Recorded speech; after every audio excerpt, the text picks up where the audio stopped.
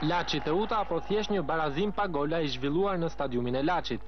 Ky takim i vlefshëm për javën e 18 të kategorisë superiore ka nisur me 1 minutë heshtje në nder të legjendës dhe mbretit të futbollit shqiptar, Panajot Pano, që u nda nga jeta para pak ditësh. Fillimisht ndeshja ka qenë tepër interesante, ku topi qarkulloi në të dy portat respektive, por minutat në vijim kanë sjellë një zbehje të lojës, duke shkaktuar pakënaqësi tek tifozërit përkatëse. I pari që ka tentuar portën e nëndetëses Dursake ka qenë Arlind Nora, por pa mundur të zhbllokojë shifrat që mbetën të pllakosura deri në fund të takimit. Por edhe përpjekjet e miqve nga Durrësi nuk kishin se si t'i mungonin këtij takimi. Si duket për Teutën një barazim i tillë do të ishte me shumë vlerë. Edhe minuta e vetme e shtesë e pjesës së parë nuk ka dhuruar asnjë emocion. 45 minutat e dyta kanë folur më shumë për laçianët. Limani pason bukur për Norën, por Dursakët din të mbrohen mjaft mirë.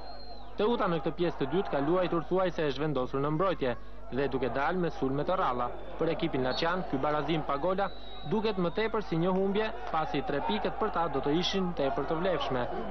Fundi i krejt takimit do të vi shumë shpejt, duke lënë pas një lojë me shumë pak emocione dhe një ndeshje për t'u harruar nga të dy ekipet, pasi edhe rastet për gol ishin shumë të dobta. Kështu Dursakët kthehen në shtëpi duke marrë me vete vetëm 1 pikë.